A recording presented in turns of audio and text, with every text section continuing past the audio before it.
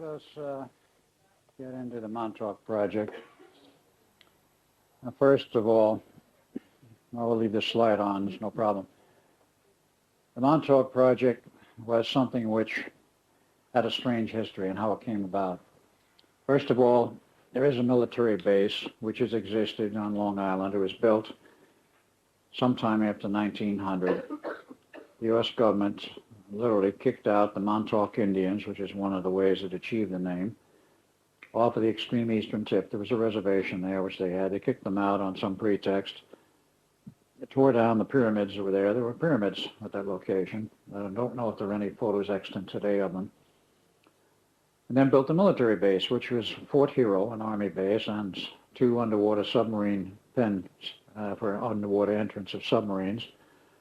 And that whole facility was completely active until about 1983. And the Navy shut it down in 83, when I understand the Army had moved out a little bit earlier, though not 100%.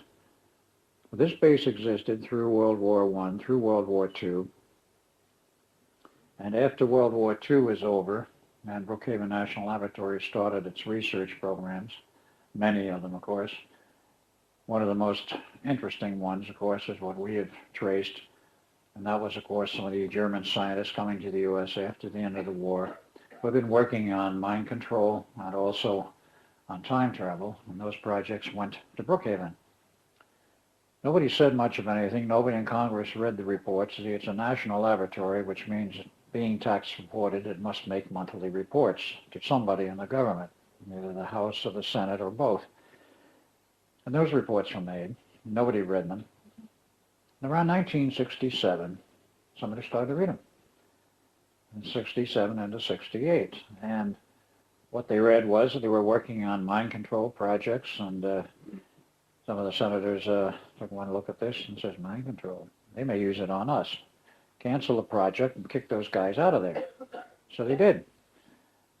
And of course the ex-German scientists were looking for a place to continue their work, and they didn't have too far to go. Brookhaven National Laboratories is right in the middle of the island. Let me see if I can spot it for you there in this picture. Again, a map from AAA. The Brookhaven area is basically right in here. And of course the extreme eastern tip of the island we're referring to, way out here at Montauk Point, was where Montauk Air Force Base was later installed in 1951 approximately, on the same property as the military base called Fort Hero. That became Montauk Air Force Station in addition to the other facilities. The scientists went there to that location at Brookhaven first. They were kicked out of there. They didn't have too far to go out the eastern end of the island. Talked with the military and told them what they were doing. He says, how would you like to have a weapon system that you can win a future war with, where you don't have to shoot anybody, just push a few buttons and they all give in. Mind control was the object, the idea. And of course the military guys there liked it, so they invited them in. That was about 1968. In 69, the Air Force finished their tests on the radar systems they were working on, the over-horizon radar. They developed at Long Island, the SAGE system, and then the follow-on one, which was a much more powerful version, which went up into Canada. And when those 2 systems were completed in terms of the R&D, they shut down their operations there, and the Army was more or less pulled out, and it became known as a surplus base. In GSA's annals, General Services Administration, there was a surplus base supposedly uninhabited. Well, it was inhabited by the scientists that came from Brookhaven. And they kept their work going, and they were working on modifying some of the equipment that was left behind. There was tons and tons of equipment, and I do have some slide documentation of this. In any case, they continued their work. The power was kept on. The bills for the power was paid by the state of New York Parks Commissions. It took a lot of research to track this stuff down. But Preston was very busy at it. Averaged about $55,000 a month for the electric bill in that period of time. It's probably more now. But in any case, they kept it going. And these guys kept doing their work. And the principal product became what we call the Montauk station in the Montauk operation involving modified hardware in the radar tower, a whole new system which involved computers, about 8 to 10 years worth of work by aliens working in conjunction with us to produce the computer algorithms that were necessary to produce a time tunnel. But let's go back a little bit prior to this Montauk operation and see how the groundwork was set for this to happen. Back in the time when the two projects locked up, and this becomes one of these crazy things like which came first, the chicken or the egg. We won't attempt to answer that question. But in any case, when the two did lock up, they created a huge hole, or huge rift, if you will, in space-time, 40 years wide. That was what I was showing on the blackboard, that those 2 points there created a rift in space-time 40 years wide, and what happened when that occurred was that very large ships, very large numbers of ships and aliens were able to come through from other domains that could not get through previously. I'm not saying there weren't aliens here before that. There's been plenty of them here, and there's a lot of documentation in the government's annals and elsewhere, including a lot of open public literature showing that aliens in some form or other have been on this planet for at least 10,000 years. You can go back through the Bible, you can go back through the Tassili frescoes, you can go back through a lot of other documentation that comes out of not only Africa, but also the Middle East and the Far East. The records are there. There have been aliens. They've been visiting us for ages, but they didn't set up colonies, huge colonies. Comes a period from 43 to 83, large numbers come through, and they invade, and then you start getting the problems like showed up at Roswell, 2 crashing in 47, another White Sands grounds, proving grounds in 48, another one at Roswell in 49, the overflights of the White House in 52 and 3, and the whole 9 yards of this. It rather terrified the military, but of course they're very good at keeping their mouths shut. And of course in 53 with the overflights of the White House, it's got in the press all over the U.S. At that time, there was no suppression of information. I'm saying up to 53. Now what happens with the overflights of the White House is a forbidden territory. Well, who are they? Well, obviously our fighter craft couldn't catch them, couldn't do anything with them. So they had meetings with the National Security Agency. And of course, there was a split vote. Some of them wanted to make the whole mess public and let the public see what was going on, and others wanted to bury it. It was tied 6-6, and of course the chairman at that point, who normally didn't vote, had to break the tie. And who was it? Richard Spillhouse Nixon, the head of the National Security Agency. He'd vote to bury it. So the project was buried. The whole of the information was buried, and they set up Project Blue Book, 2 of them, one for the public and one for the military. They kept the investigations going, of course, but the overflights continued, and there were aspects of World War II, how heavy it was, I'll get into briefly, but in that period of 1953-54, they kept flying over, and finally one, or perhaps more than one, UFO-type craft landed at Edwards Air Force Base out in the middle of the California desert, and literally defied the military, our military, to take their ships apart, to break into them, to cut them, to do anything with them. And they stood by for 2 weeks while CIA scientists and others attempted to cut into these ships, and they couldn't do a cotton-picking thing with them. The military, of course, was panicking. What are we going to do with these guys? They finally invite President Eisenhower down there to see this and witness it, and he apparently did from a distance, but they wouldn't allow him to get up real close. The military pleaded with him and said, you got to make a treaty with these guys of some kind. He says, we got to buy time to find out what to do about this and what to do with them.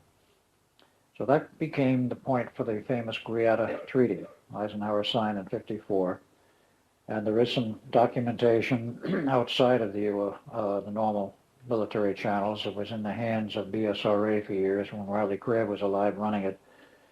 And he moved to New Zealand after he resigned until he gave it up and died in New Zealand. But when he was alive, he showed me some of the letters, and there was a letter from one of the people who was there who witnessed this entire thing, including Eisenhower being there, and the fact that everybody was just about panicking, and nobody knew for sure what was going to come out of it. But he wrote a letter, wound up in the BSRA files, and I did read it. So it wasn't a joke. But they made the decision make an agreement with the aliens. What was the nature of that agreement? The nature of the agreement was manifold, but basically, number one, we will not interfere with each other's civilization.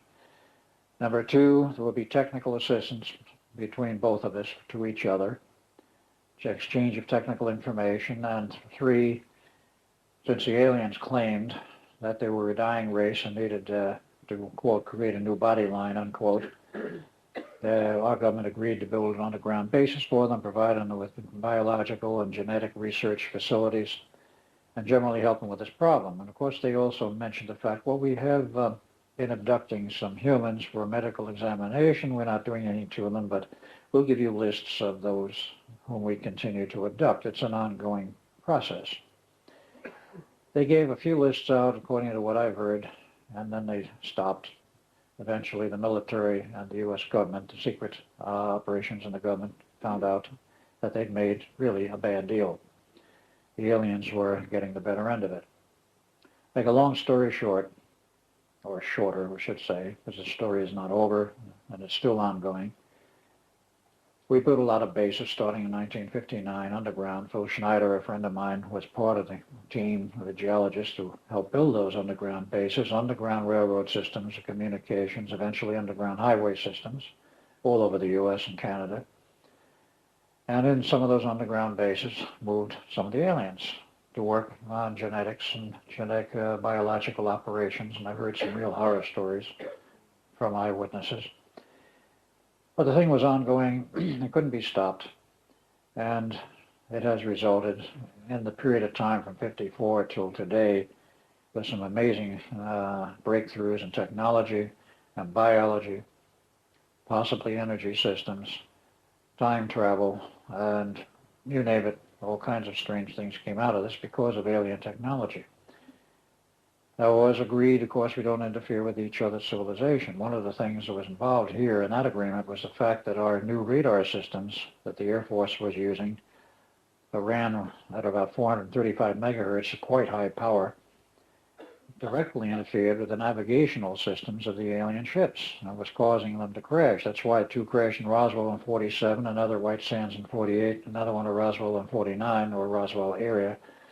And this was an ongoing process. The Air Force found out about, and they started doing it deliberately. Bring them down. Came the treaty, they couldn't do it anymore.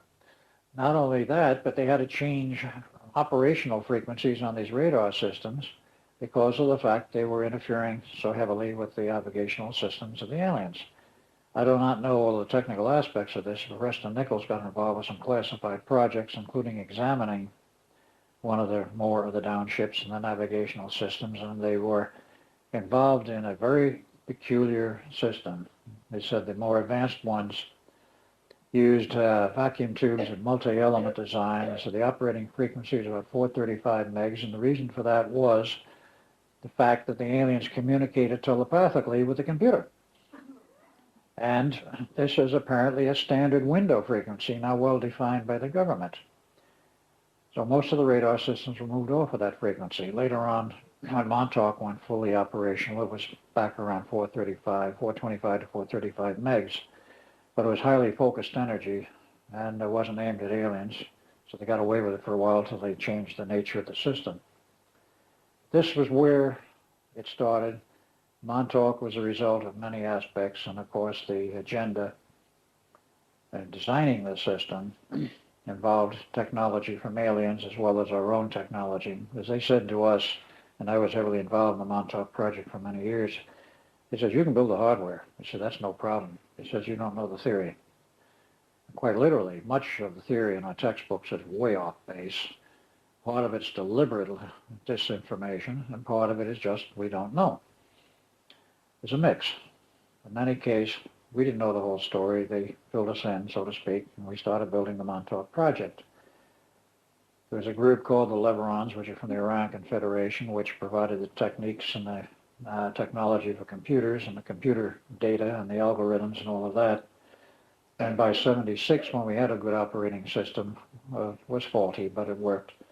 We were using IBM 360s and 370s, which of course were the state of the art in those days. with everything that went with a 360 and 370. And a few years later, of course, the Cray 1 came along, which was plugged into the system. They tried to make the time tunnel operation. When I say a time tunnel, I better define a little more carefully what I mean. There was the capability of projecting and creating a tunnel. Literally, you could see it. In the early stages, it was above ground. Later on, they abandoned the use of that microwave tower. Then it was underground. It would create a hole in a solid wall when it was on because of the other electronics in back of it, which was about 8 feet in diameter, big enough to drive a small truck into. And this tunnel was lit, and it was not only a tunnel going through time, but it was a tunnel going to some other physical location in our known physical universe. It could be on the other side of the Earth. It could be on the moon. It could be on Mars. It was used for that purpose back in '82. Or, as the rumors had it, they were playing games with the other side of a galaxy. They had the theoretical capability. They probably used it. But it was a time tunnel, which meant they could bore, and it only required the transmitter at one end. There was no receiver necessary at the other end. It did not dissociate atomically the object being shipped through the tunnel. It remained in its normal state. So there was no disruption of the physiological functions of a human body. There was no disruption of an article or an object being sent through the tunnel, unless the tunnel failed, and that happened a lot in the early days. They lost quite a lot of objects out in space, and maybe they lost people, I don't know. So they finally resolved it so it worked properly, and they could send this person or object through space to another location. When they wanted the object, the person to come back or to bring an object back, they would reverse the phase of it, so instead of it being pushing the person out, it would suck them in from the outer end back to the station. Rather advanced technology, but it worked. And it was refined, and it was used more and more for a lot of strange operations. That's not the only thing they did at Montauk, but that was the principal thing. The other thing that we're working on was mind control. Well, let's get into that a little bit later.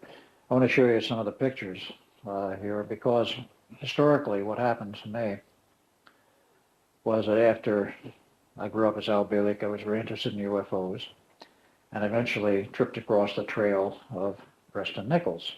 I was a founding member of the Psychotronics Association, USPA, and I was from 75 onward, and I went to many of the lectures.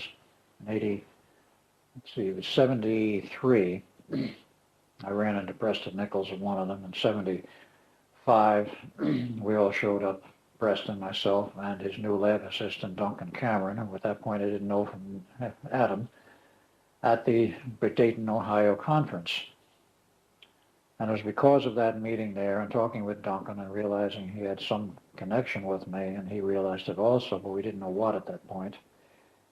Preston invited me out to visit him in his facility, his lab facility on Long Island sometime, and an invitation I availed myself of 1 month later in August of '85. And this was, I'd say 85, it was 83 when I first ran into him, about the time the Montauk Project collapsed. In '85, we went out to Long Island. He took Duncan and I on a truck trip or his van out.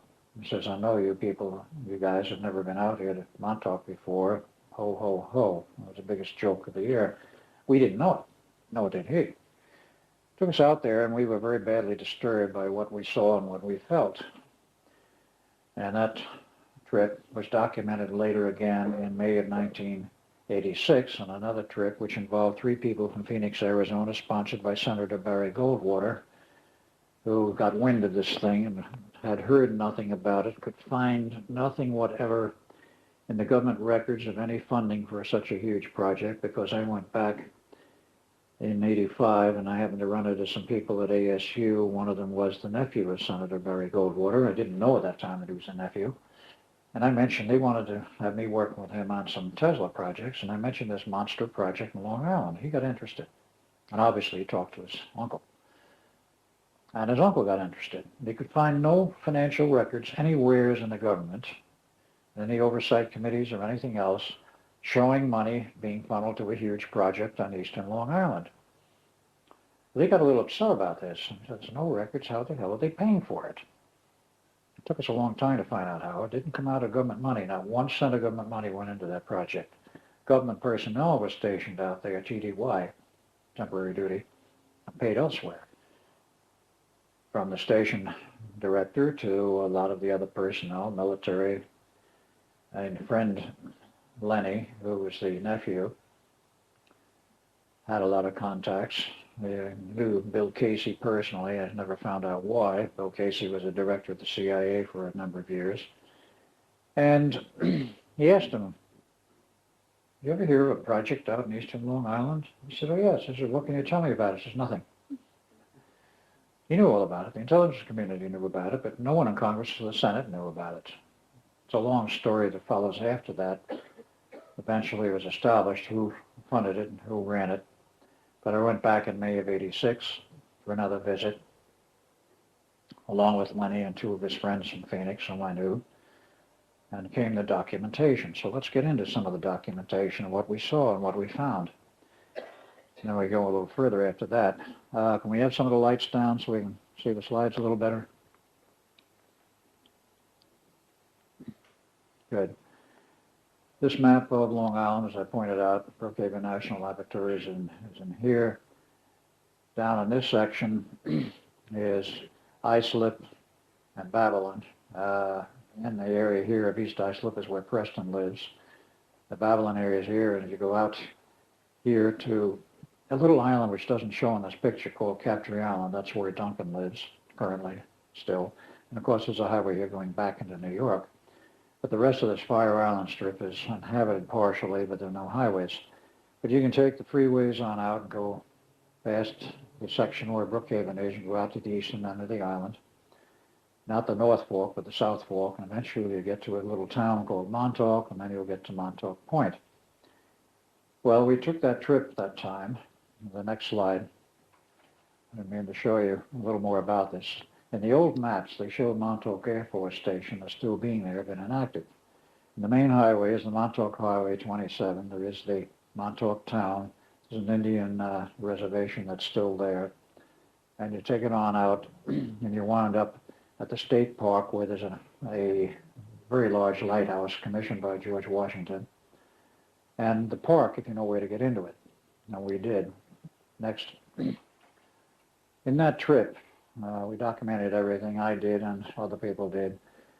There's a little rise in the ground there as you leave the town of Montauk, and you will see that radar tower sticking up above the horizon. I mean, it is rather high, and it is rather large. These blotches, we've never been able to figure out what they are. Experts in photography say, well, that was film bath processing problems. But it didn't show up on the originals, only the prints, and there's something strange about it. Some of them showed up on originals, some didn't. Next slide. You get closer, this radar tower looms up higher and higher, and you see a few of the other buildings. Then you park your vehicle and walk through what are literally broken down fences, and I'm speaking of 1985. And you can walk all over the base at that time, and we did. Next slide. You get in there, there's military installations everywhere, and then there's this huge tower. It's actually 5 stories, double height stories, plus the antenna on the top. It's at about 125 tons. It's just about 60 feet vertical, 120 feet across. But it's left of the feed horn system, and of course the waveguides, much of which have fallen out, were down there. So we went in the tower, inside the building, all over the place. And we continue to document. Next slide. This is what it looks like close up to the building, which is still intact. And the antenna, which you can see is quite huge. Now these were black and white shots. Again, another one. It had some special antennas mounted on that main frame, which were used. That was an omnidirectional. There was another one which was directional. Next slide.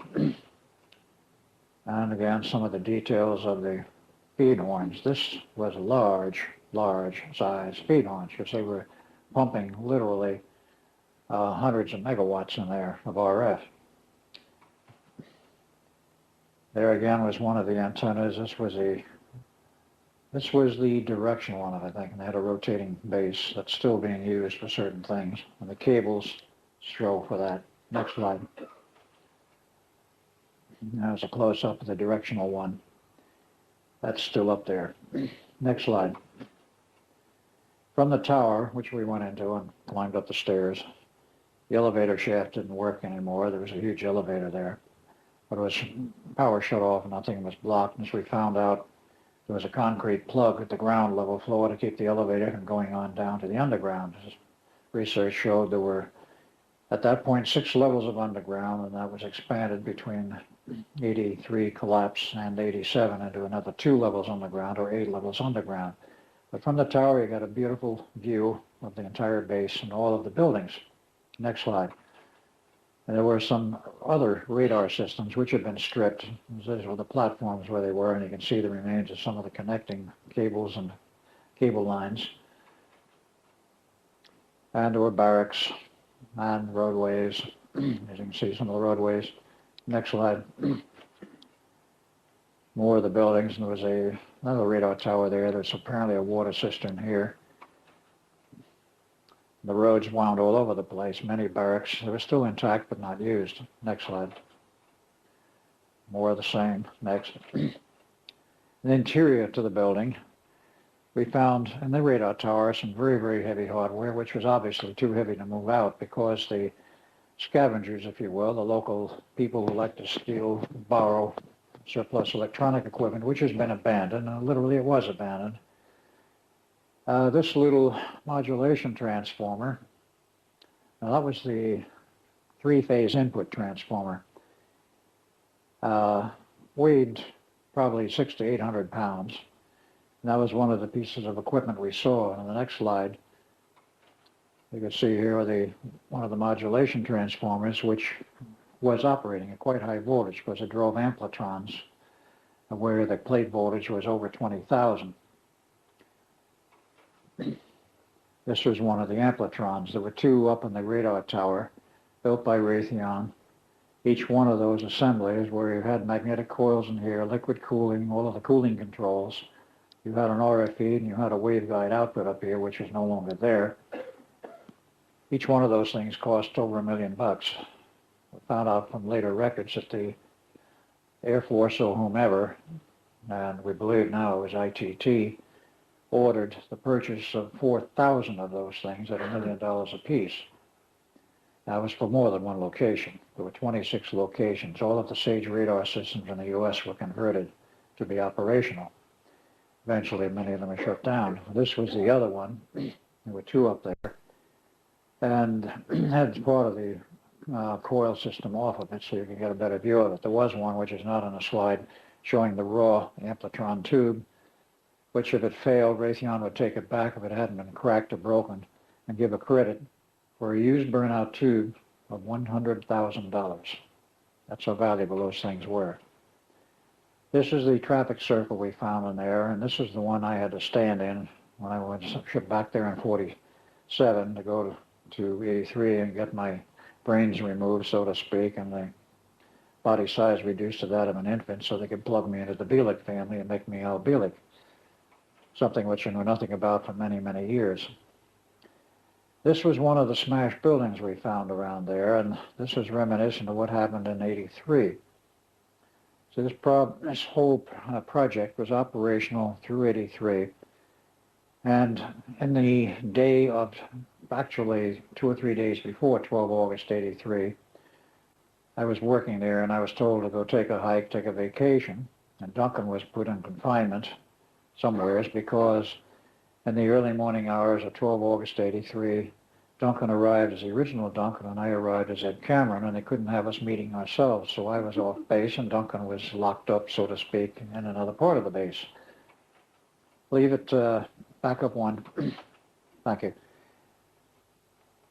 The story goes that after we left on our little 12-hour sojourn there, Duncan, the current Duncan, number 2, had for weeks felt that that station was very evil and had to be destroyed. At one point, he was very much gung-ho about it and so forth, but someplace along the line he got religion, so to speak, and a few other people with him, Preston Nichols included. I was invited to join the plot and I refused. It was decided that at some point that was convenient, they would have to bring down the station. So the plot was cooked, and they knew they couldn't be operational until after we had come in from the Eldridge and gone back out, because the records were there and von Neumann had them, because he was technical advisor at that point. We arrived, we left. Then Duncan was placed in the chair, and I'll get into that a little more in a few minutes. The one that picks up his mental psychic feelings and ideas. And he had been pre-programmed by Preston so that under a command for words perhaps like the time is now, I'm not saying those are the exact words, but something like that, sitting in the chair, he would release from his subconscious one of these tulpas or mental images out of his head. It would go into the computer through the pickup coils, would be clothed physically into a three-dimensional solid form, because the computer had long since been tested and the whole system had long since been tested to prove they could take a thought form and make a physical reality out of it, which at first was not enduring. When they turned the power off, it disappeared, but after a while they found out how to make it last. So you could quite literally create a chair out of somebody's thoughts. Well, he sat in the chair, he created this mental image, or hauled it up out of his subconscious. It became clothed in reality and became Junior, as we called him, running all over the place. The descriptions of those that saw it varied from 12 feet in height to 35 feet in height, and I suspect that depended on how terrified the person was who saw it. There is a mental tendency to exaggerate, of course. But this thing went around smashing buildings just like that, because this looked like a huge fist came down on it. There was one or two left in that shape still. This was 85, and this whole sequence of events occurred in 83. So we looked around, we saw that evidence. We felt, Duncan and I did, on that first trip, that some very strange, evil phenomena had taken place here. Some kind of a crazy giant or whatever it was had wandered on the base at one time. In the process of the film documentation, went up to the top of the tower and they took a scan of photos of everything in every direction. And as the next photo shows, they caught a photo of this thing from the tower. We couldn't see it. It was quite invisible to our eyes, but not to the camera. And it was an ordinary 35 millimeter camera with ordinary black and white film. And that was it right there. We estimate 12 feet high, but it's purely an estimate because there's nothing near it which would give us a scale of reference. This structure here was the remains of gunnery emplacements from World War II. They had railroad guns. They had rails going up to defeat ammo. They were never used, but they were there. And eventually it was dismantled and some of the stuff cracked. But Junior was standing nearby, and that was him. And in the next picture, we did a blow-up. That's what he looked like. Very much like a Sasquatch. But it came out of Duncan's subconscious. Those may be legs or appendages there. There seemed to be arms, and some kind of a head, some kind of a torso. And there he sat, or stood, I should say, unmoving, apparently, for years.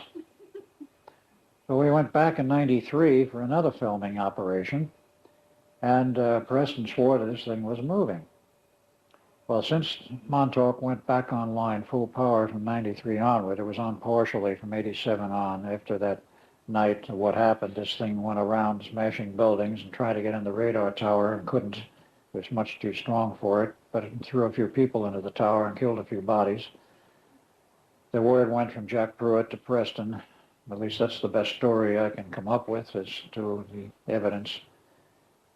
Says you're going to go in that tower and you're going to shut down the transmitter. The problem was that they cut all the external power lines feeding the transmitter and the tower. They got the lights off, but the transmitter kept on running. It had done what Einstein had warned years before would happen, which he said, if you make a machine with sufficient complexity and give it enough power, in time it will of itself become intelligent. And this station did. It developed its own personality, had all of the algorithms from the computers, had all of the most advanced knowledge on physics, energy, and so forth. It tapped the Dirac sea and provided its own power to keep itself going. It wasn't about to be shut off. So Preston had to go in there with acetylene torches with a 45 at his head, as he was not about to go in. And Jeff Pruitt allegedly said, "You are going in there, and this is why," and held the gun at his head. He went in, he cut the cabling, he cut enough of the sections between the computers and the RF drives and the actual drive systems for the two ampletrons up in the tower, which actually fed 24 more down below, an enormous power output. And when enough was cut, the transmitter died, everything went off, and Junior disappeared to that status sitting there. In '93, when everything was back online full power, there were people who saw Junior moving around, even allegedly, and I can't prove this, allegedly swimming in the surf east of the island off of Montauk Point, where the lighthouse is. That was one report I heard. It was never verified. But Preston said he had seen some evidence that Junior was moving around on the island as long as the transmitter was on and running. It feeds on whatever that power is that was coming out of the transmitter, even the revised one. And when the power is down, the transmitter's off. It does not have the energy to move around in a solid three-dimensional form. It's not visible to the eye. It's only visible to the camera and also video cameras that will pick it up. Next slide. Next. In the underground, we had to learn to work with aliens. And some of the types we saw were like this. These are not photos. They're sketches done by people who have been in the underground, seen these creatures and worked with them. And from memory, because they were all brainwashed and wiped to their memories before they left Montauk, under hypnosis or other recall techniques, they were able to draw these sketches. This was one of the more common ones that was seen down there, like this. More than probably a leveron, we're not sure what it was. This is one of the reptilian types, very much like a Draco. And a Draco is from Draconis Major, which is a fair distance from here, but these creatures stand 7 feet tall, weigh 450 pounds, and are extremely intelligent. There was one there stationed there all the time in the underground. He represented the alien interests for the use of the Montauk Project. This was more like a gray, though not exactly like a gray. Next slide. These were the tall black grays, Zeta reticuli types, 7 feet tall, very old. As far as we could determine, very self-centered and quite evil in terms of our moral standards or ethical standards. They were 7 to 8 feet tall. Supposedly an insect base to the genetic makeup. All of these grays have one peculiar thing, except one class of stand about 5.5 feet tall. They have no genitalia. They do not reproduce in the normal manner we consider normal. Essentially, it's done by cloning and a very complicated process. Next slide. The little 3.5 footers look like this. They have very strange hands. They got 4 fingers, rather large head, strange eyes. And that's essentially the way they look when they did the autopsies on them and the very physical examinations. And the hands, in many cases, on the next slide, will show like this, 4 fingers. They have an extra digit in there, some of them do, and a claw-like hand. And notice the phalanx here for the finger bones, 1, 2, 3, 4. We have 3 bones in our fingers out from the wrist. They have 4. And this was supposedly verified by a CIA employee in '78. And these aliens are shown up all over, not just the underground of Montauk. Next. This was one of those that we classed as Sirius A. They look virtually human, but they have one peculiar characteristic, the eyes. They don't have round pupils like we do. They have vertical slit pupils, much like a cat. And they did carry strange symbols on their tunics. This strangely rounded triangular figure is reminiscent of the Trilateral Commission. What this thing was in here was one of their symbols. I do not know what it represented. Next slide. They were involved in a lot of strange mind control operations. They provided some of the hardware. And eventually, as some of the victims remembered, it was the aliens, typically the Syrians, who were operating the mind manipulating hardware.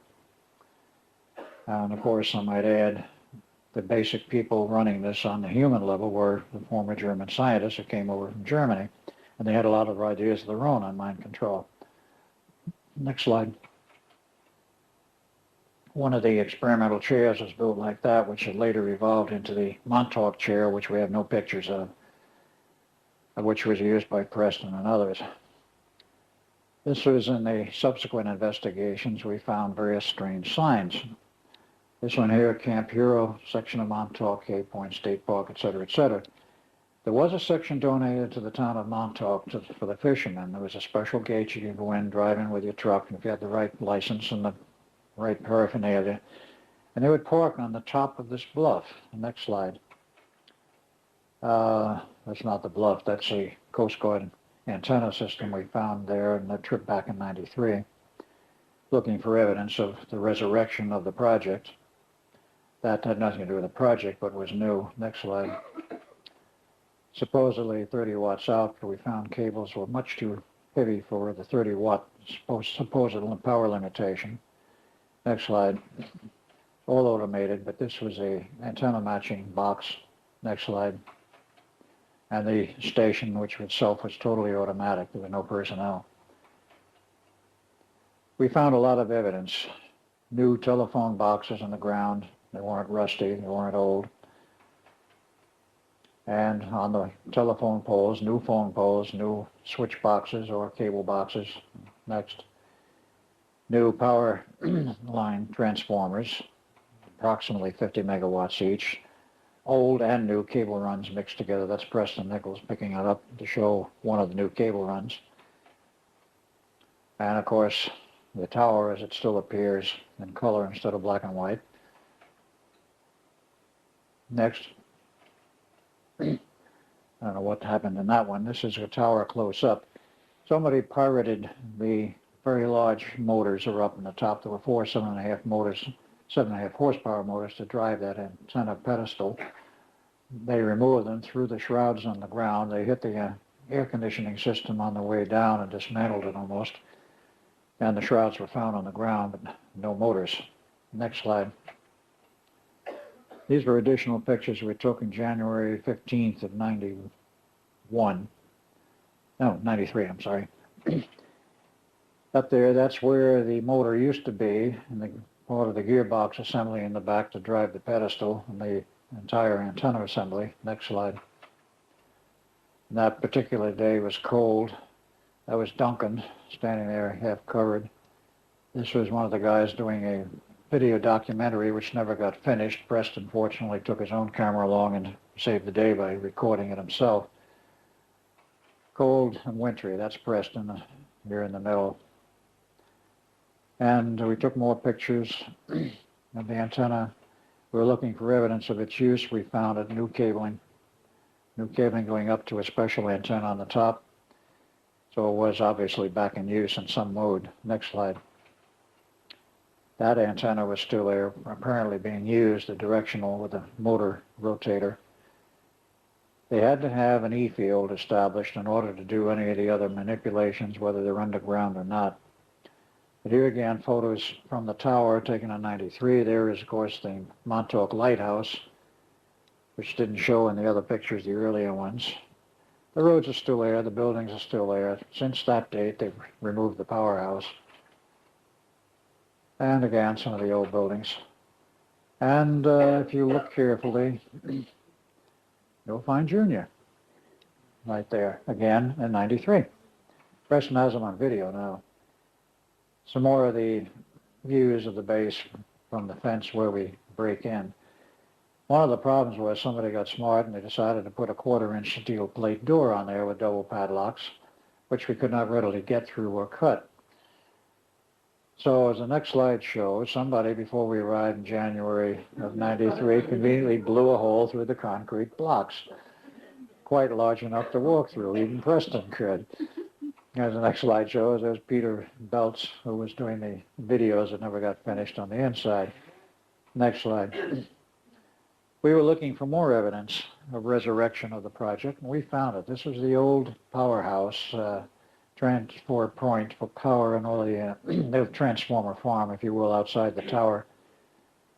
And we found on one of them, next slide, this little label, non-PCB transformer. Those of you who are engineers or into the electrical business know that about sometime around 85, 86, the law came down from federal level. You cannot use PCB coolants anymore in newly manufactured transformers because the stuff will spill on the ground and is environmentally a hazard.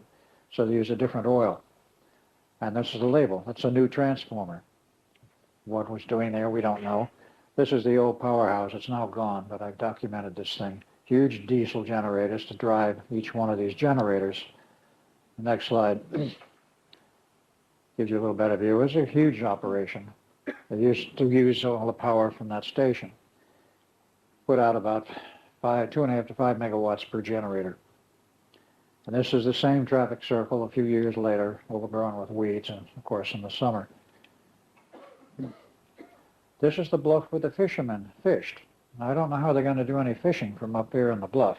That's where they all went and sat and meditated, or whatever they did. If you wanted to get down to the ocean front, about 120 feet below, you could.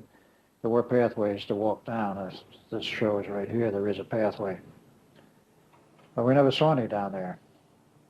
This was one of the underground, semi-underground blockhouse operations we found. We finally decided to go in and investigate and explore this, see what it was and where it went. So we went in there and took a lot of pictures. Right inside the door was a strange 5-sided room.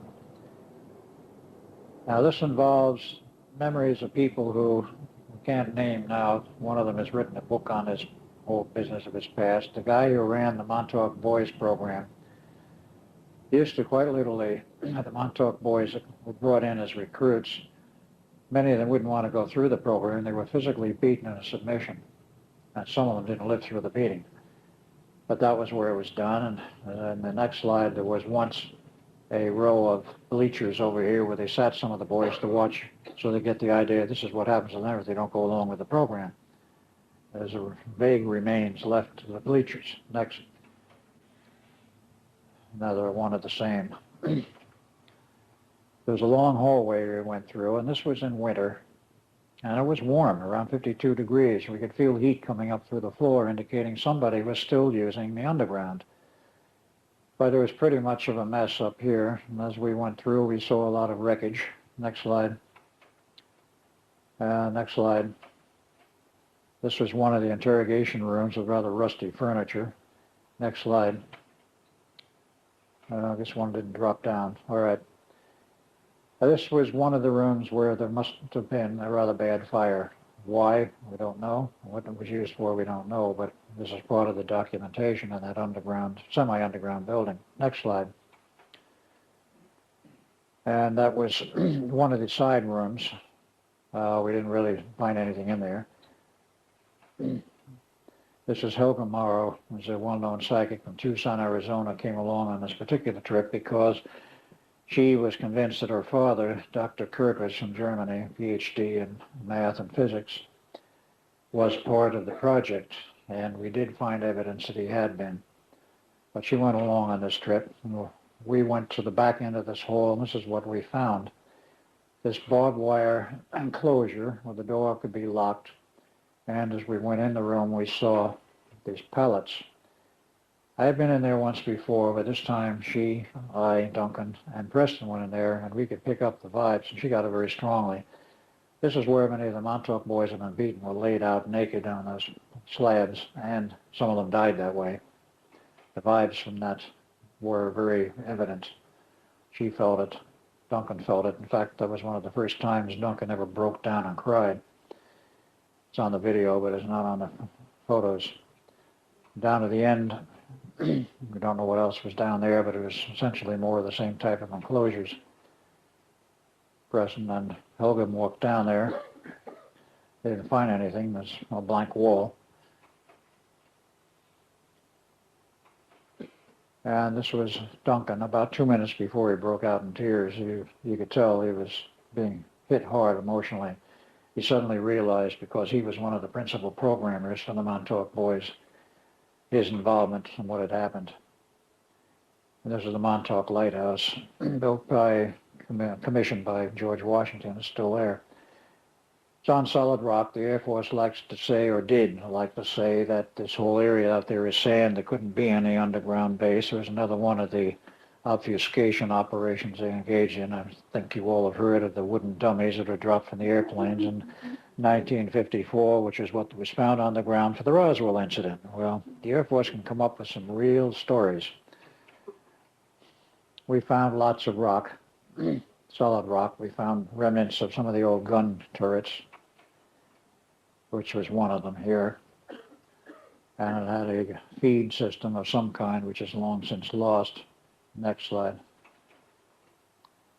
But one of the other things that the Air Force said was the whole area is nothing but sand. Well, this 8-story building was built in 1926 for residence and office buildings. Well, 93, it's still there. There aren't any cracks in the walls. But I happen to know of a hospital building that was built in New Orleans about 1945, because when I was in the Navy as Al Bielek from 45 to 46, I was in New Orleans. The first 2 floors of that building, after a year and a half of completion of the structure, were cracking wide open. The internal floors were cracking, the marble floors, and the walls were cracking. I don't know if that building is still there or not. But after a year and a half, built on sand, the building was cracking. Well, this building has no cracks. It's not built on sand. It's still used today. U.S. Air Force Station. The Air Force tried to deny there was a Montauk Air Force Station, but there's the sign proving it was. Got a picture of that. Preston took one of them home. In the days when Montauk was fully operational, the animals all fled. They fled from the base of operations right through the town of Montauk, just kept going west. And the eastern area was totally devoid of animal life, including birds, for years. But when we took these series of pictures in '93 with the crew there, we found evidence of returning life with a lot of cats. Next slide. And they seem to be doing quite well. Tourists fed them, I presume. They even found a deer or two. I didn't get pictures of them. So the animal life was starting to move in. The operation of the original Montauk Station, which was first from the tower and then from the underground, but during the days when they operated from the tower, the RF fields that came out of there were so high and level, they had literally changed the weather when operational on the eastern end of the island. People couldn't stand what they felt. They abandoned their homes and moved out. And there were cases where on a summer's day in July, the temperature normally 85 degrees, and in a half hour would drop to 32 degrees and it would start to snow. In 1/2 hour. That was due to the influence of Montauk. That doesn't occur anymore. The original operations in Montauk for the time tunnel operations are over. The Montauk Boys program, which I will get into if we finish these couple of slides, is something you really need to know about because it's no longer local operation, it's worldwide. Now let's get in a little bit more to some of the other programs. As I said, the time travel came from the Germans, and we did our own versions of it, and the aliens helped us. Their purpose for that was to create the condition whereby on the 12th of August, '83, the Montauk Station, which had been on since about 1 August, continuous. Normally, it only ran about a couple of hours every second or third day for some experiment, maybe up to 8 hours, but then it would be shut down. 1 August, the orders came through from somewhere that it was to go online and stay online until further orders. So it ran all these days, about 12 of them, and was on, of course, when the time period for the lockup with the Philadelphia experiment occurred. It created a tremendous rift in space-time, and that was deliberately designed by the aliens for one reason and one purpose. That was to create the rift in space-time and allow large numbers of alien craft to come through of various types and inhabit the Earth's atmosphere, the upper atmosphere, and invade Earth. Bill Schneider used to tell me the story, and in fact I have the pictures of it. They're not in the slide form. I've got them in prints, and they're not here, except a couple of them. That the aliens started moving in large numbers, and in 1945, late 45 and early 46, they found a huge operational base of UFOs in the Pacific, under one of the atolls. It happened to be Eniwetok. July 46, we had the atomic bomb test called Operation Crossroads, completely open to the public.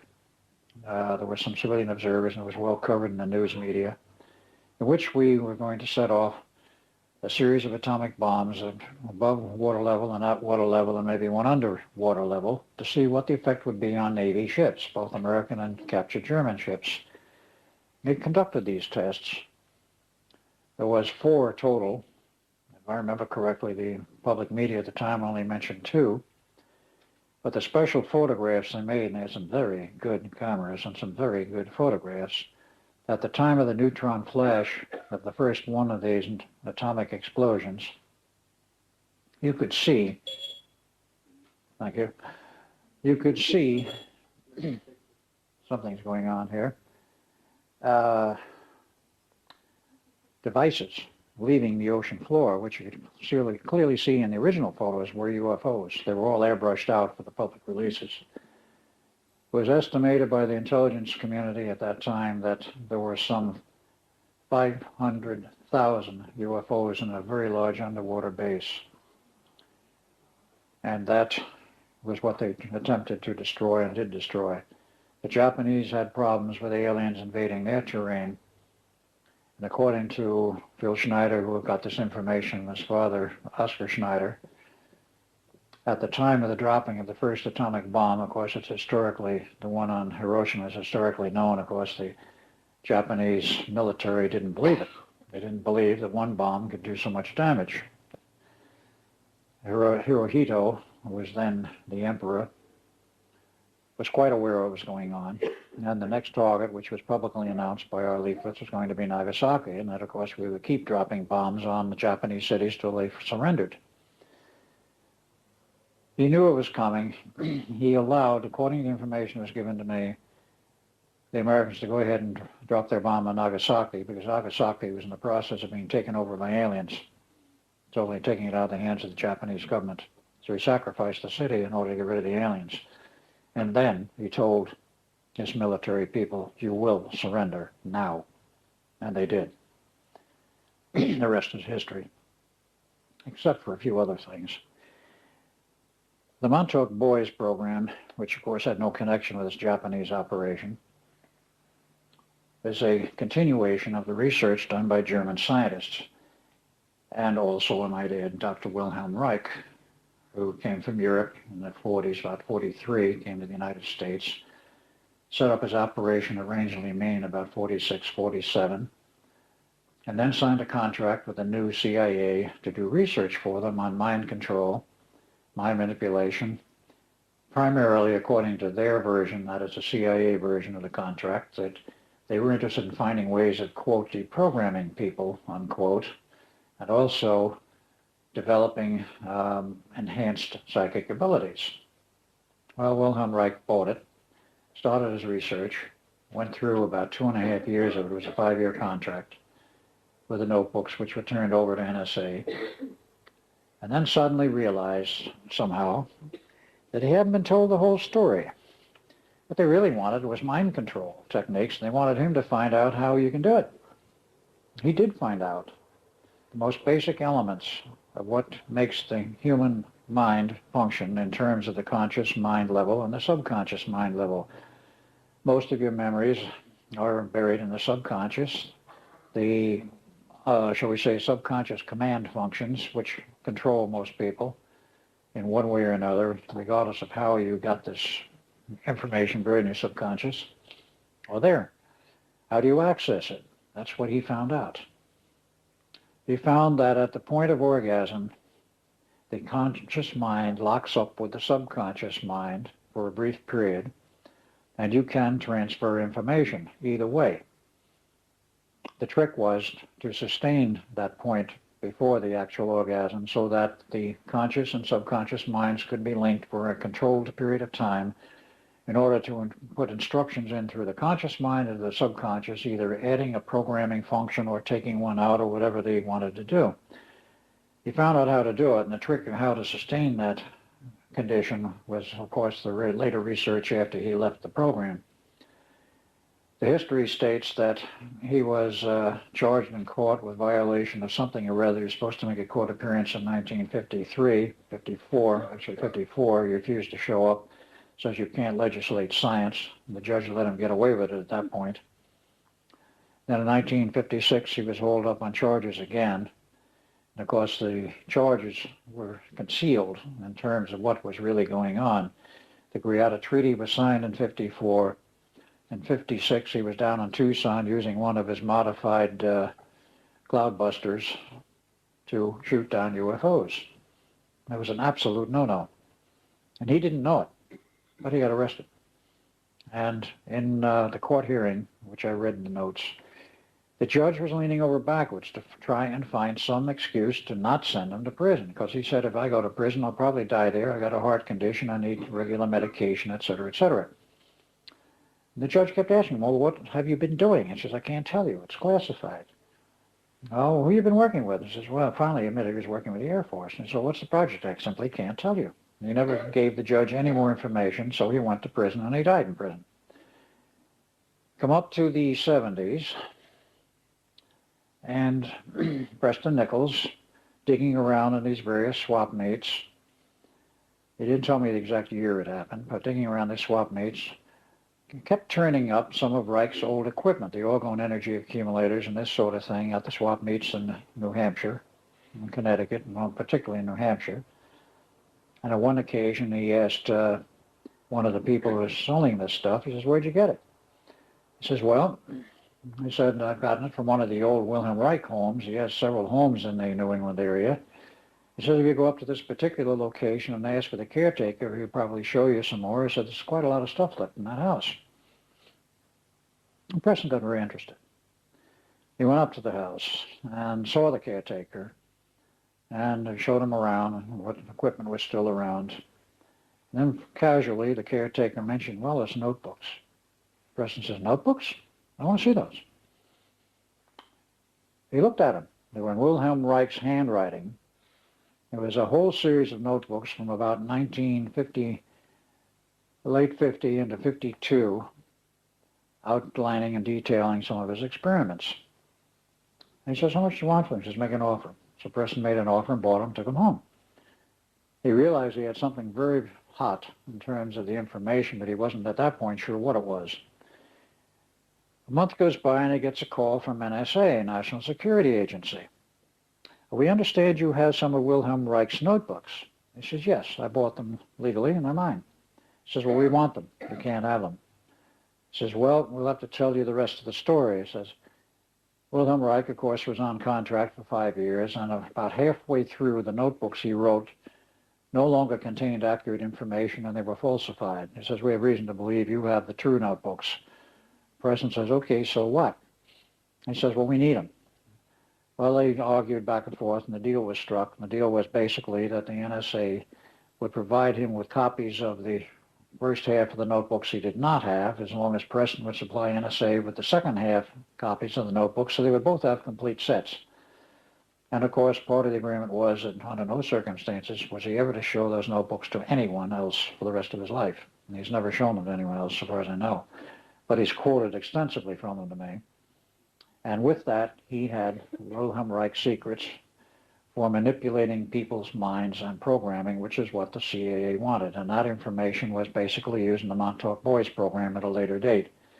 That plus all the other information, in which they were programmed. The original programming techniques were physical and brutal.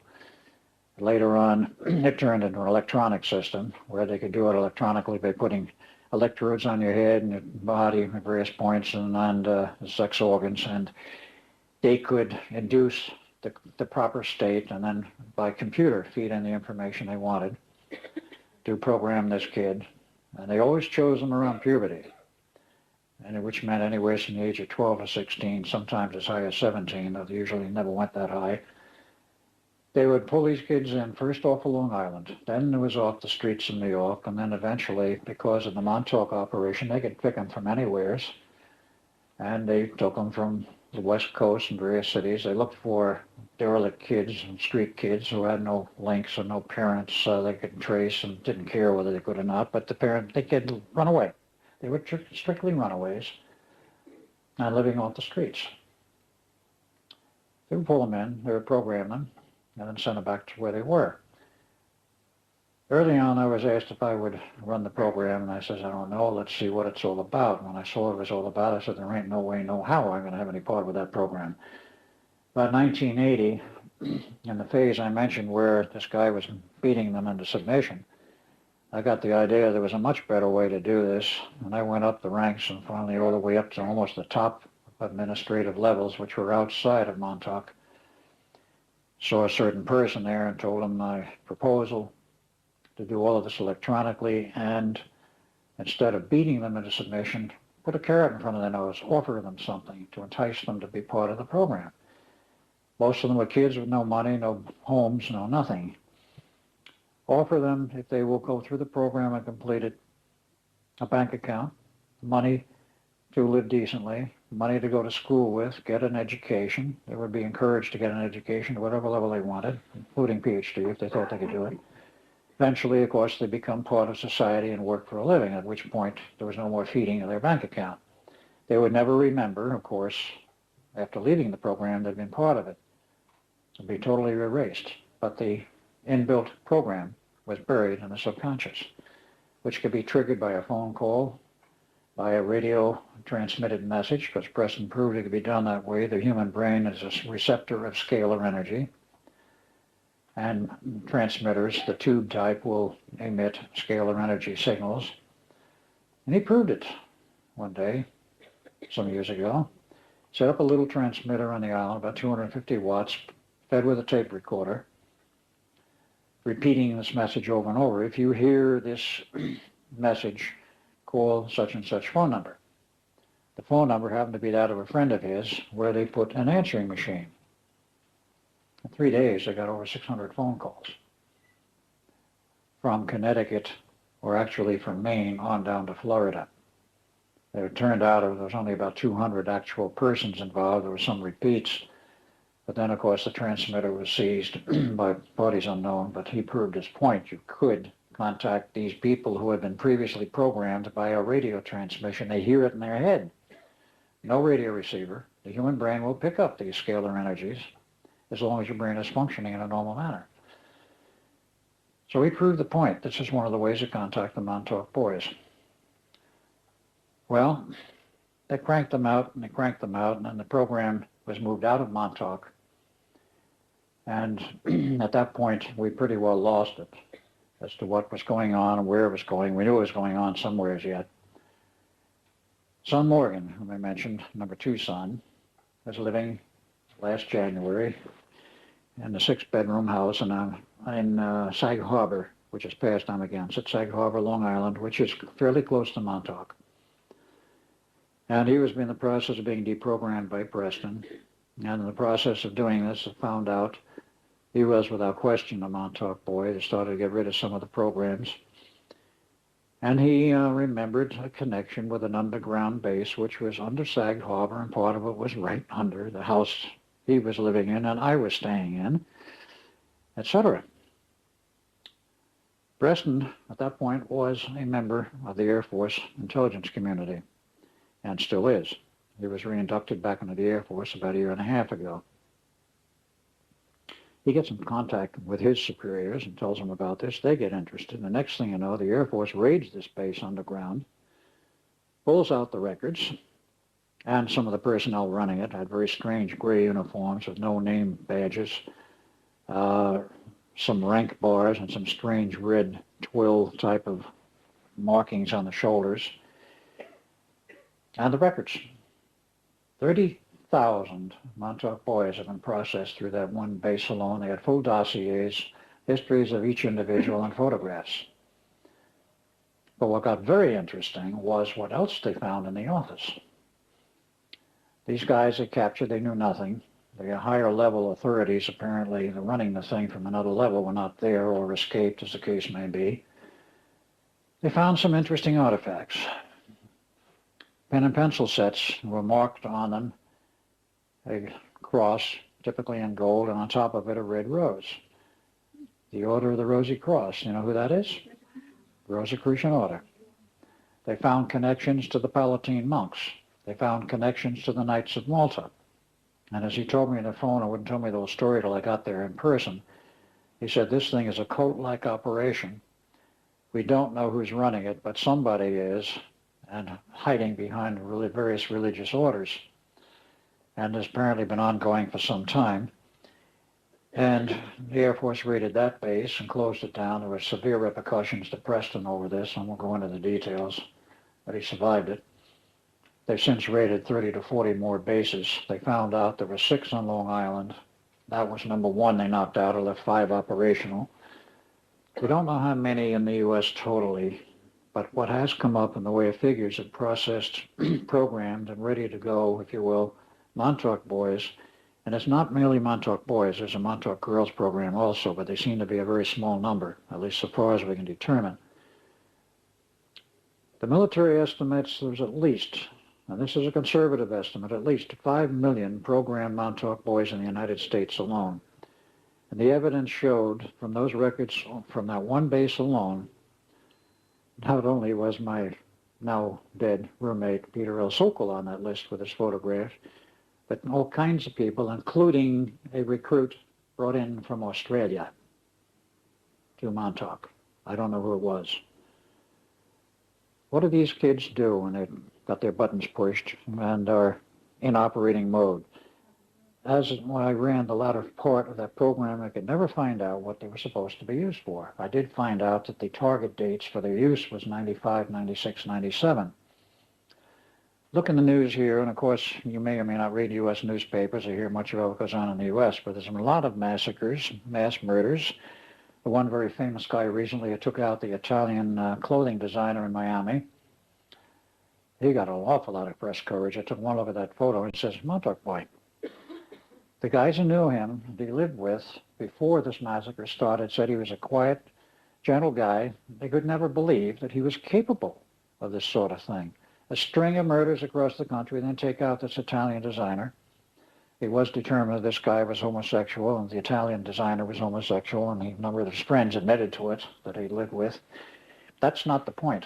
The point is, he was directed to go on a shooting spree, if you will, and maybe directed to take out the Italian director or clothing designer, I don't know. But he did take him out. Then, of course, the final orders are, do yourself in, which he did. They don't want these guys captured.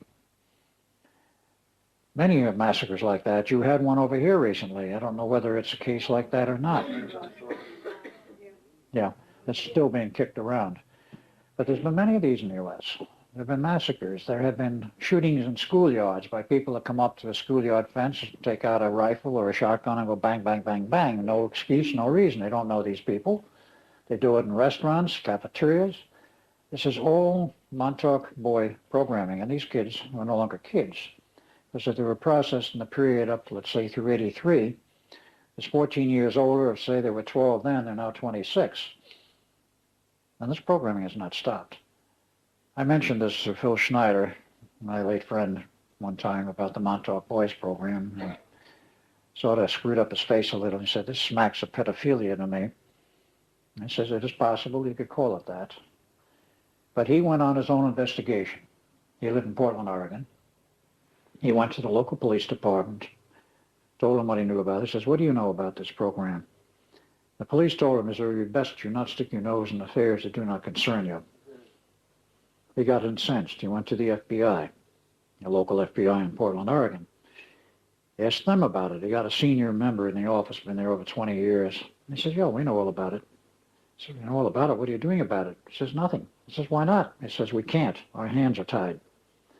And then threw some statistics at him, which are rather frightening. He says, of course, you know about the missing kids and all of this on the milk cartons and on the little cards you get in the mail and all this sort of thing. He says, our statistics show that in the United States alone, about 2 million kids disappear a year. Of that, about 1 million relocate or find out what happened to them, so it's written off in the records. The other 1 million, we never find out what happened to them. And this has been going on for 20 years or more. That's 20 million kids lost, unaccounted for. If half of them wound up in the Montauk Boys program, There would be about 10 million that are prepared for whatever, which in looking at the LA fires and riots some years ago, arson, murder, mayhem, spying of some kind or other, who knows what. You can guess and figure it out pretty well as to what they might be used for. My estimate was 10 million in the U.S. And we found out this operation, with only the one location we found on Long Island, eventually able to nail down the name of the group running it, and we still cannot get any data on it. It's called the Meridian Group. They operate out of West Virginia. And who's sponsoring them, how it's run, we don't know, but we've been finding out is no longer locally restricted to the United States. It's a worldwide operation on which we do not have much data. But it's ongoing, it has not stopped, and they're building up a vast army, a secret army of some kind for some purpose. I have military people in on this that have looked at it and they're quite concerned. One person, a friend of mine who I can't name, is in intelligence, knows a fair amount about it. He says, yes, I know about it, and we know that it's involving humans at the top level and the bottom level, but in between is an old alien group in the middle, which is very heavily involved in this program. Can't prove that, but that was his statement. And I can't reveal who he is because of his position. But he knew a fair amount about the program. He says, we're trying to break it up. It is not an easy task.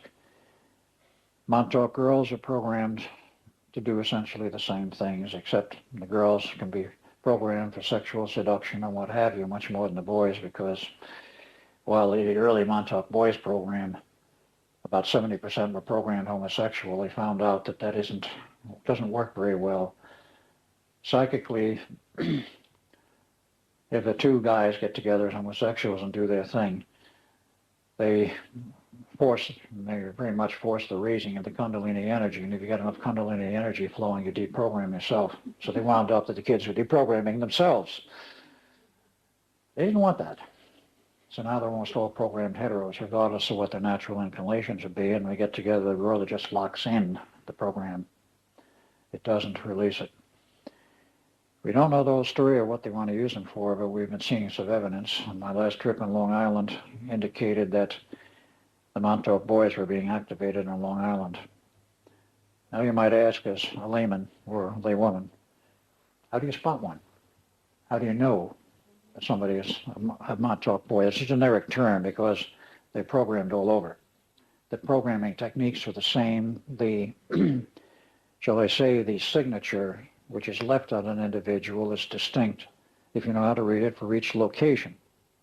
They're very commonly, a commonality exists between them, but there's a little bit of difference between them as whether they're programmed in Long Island or Michigan or California, like Los Angeles, for example, or wherever. There's two ways you can spot them. One, if you're psychic enough to read auras, you will see around that person who has been so programmed and it remains with them for the rest of their life unless they are deprogrammed, a black wavy aura which will have a very strange structure to it. It won't be clean black, like just a straight outline. It will have a zigzag type structure, much like the edge of a picture puzzle, the raw edge on the inside. The other way is if you are an expert at reading body language, you can spot the person that way. Preston happens to be an expert at body language. He has almost no psychic ability, but he says he can spot a Montauk Boy instantly just by their body language. Anyone who's been programmed, the body says, literally, I've been programmed. And if you know what to look for, you can tell that that person has been programmed, how they may have been programmed, maybe not for what purpose, but how they were programmed. You may not be able to read where, but you can tell that that person is programmed as a Montauk Boy and has certain restrictions imposed on him mentally, which shows up physically in the body language. If that person is not programmed, the body language will not show something that is not there. So if you want to go learn how to read body language, it might be helpful. I've seen a few around Brisbane. Let's say the percentage of Montauk Boys here is low compared to the LA area, or where I've been in Denver. It isn't to the point now in some of the American cities. The question is not how many have been programmed as Montauk Boys. The question is who escaped it. And there's not many. It's a very serious problem. It represents a secret army that somebody's getting ready for something. So it's sort of a somber note, but nevertheless, I felt you needed the information. Now, there are other things which we can go into. There is one other aspect I do want to go into very briefly, then I'll open it up for questions. The business of time travel is something which, of course, our government, and I'm sure other governments, got into quite far back. I found, and this was really probably the primary reason for my being kicked out of Los Alamos laboratories and the treatment they gave me to wipe my memories. Up there in the vault, I found references to a program called Project Southern Cross. Now, Preston had made allusions to this for some time to me, and just didn't register. He said it was a program of time travel.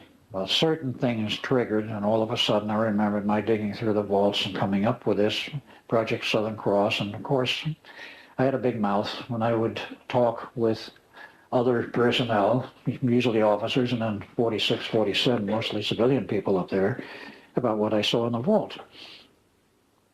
Basically, Project Southern Cross was this. Back about 1936, there was some exploration being done in the South Atlantic, just north of the coast of Venezuela, across the equator, so that it was in the area which is called the Southern Cross. When they say under the Southern Cross, of course, they're referring to the constellation Southern Cross down there, which is visible in the Southern Hemisphere.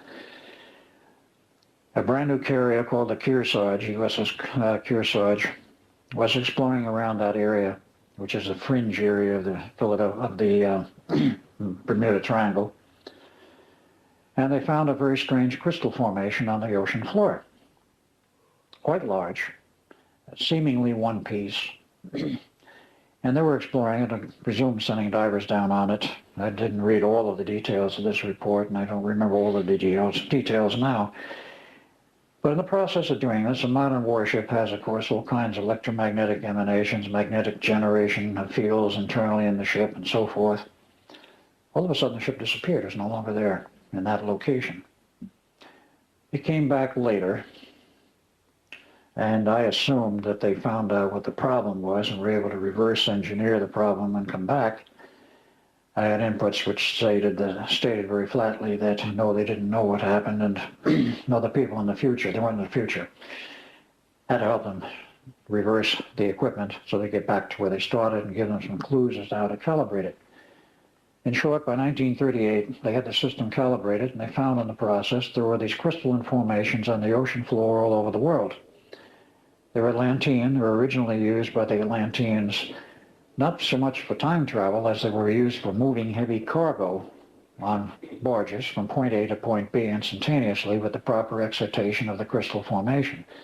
I don't know how it works, but it worked, and they were still working. So our government found out how to calibrate this system for time travel. So the Kearsarge became part of it. As I recall the data, the USS Freyoseth became part of it, and they were using this to go into the future. When I found out about this, and of course the secret part of what they were using it for was literally to win World War II.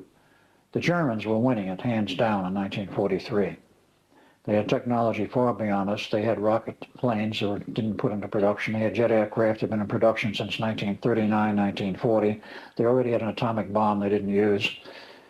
And they had, of course, these Foo Fighters and circular foil aircraft with anti-gravity drives, and that was the real threat.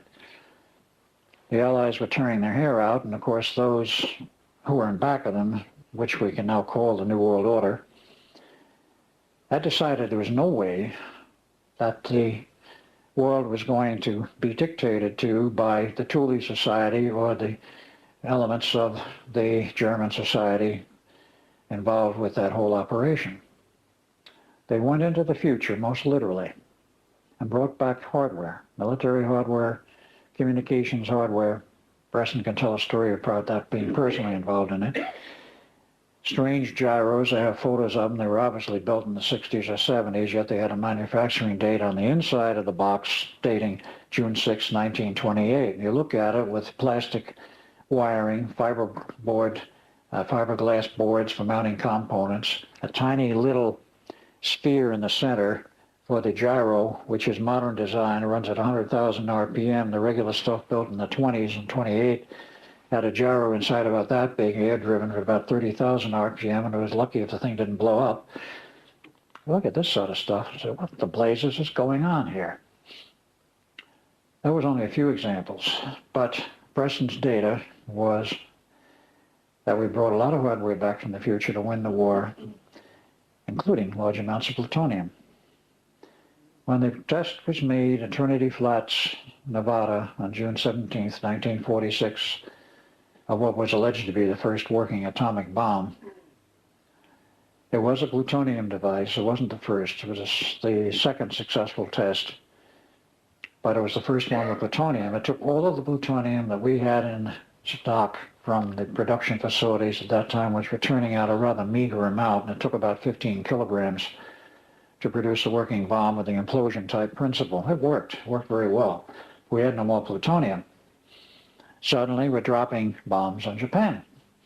First one was alleged to be the old gun barrel type, about 10 tons, where they'd bring 2 large charges of uranium-235, which we had lots of, and you bring it together very fast, and in the gun barrel with the explosion, it holds together a certain amount of time, and it goes through the fission number and produces an atomic explosion. Wasteful, inefficient, but it certainly worked. Second bomb was allegedly a plutonium bomb, and they kept going after that. There were 2 more apparently dropped from what Preston found out. Tactical nuclear weapons, which is a totally different design using plutonium, on Tokyo. No wonder Hirohito ordered the military to surrender in a hurry. We had large amounts of plutonium available to us at that time. And who knows what else. We won the war. And, of course, the German military bowed out, and they were forced out, and they retreated to Antarctica to a prepared base, and that's another long story we don't have time to go into, but they lost the war politically, but they never lost it militarily.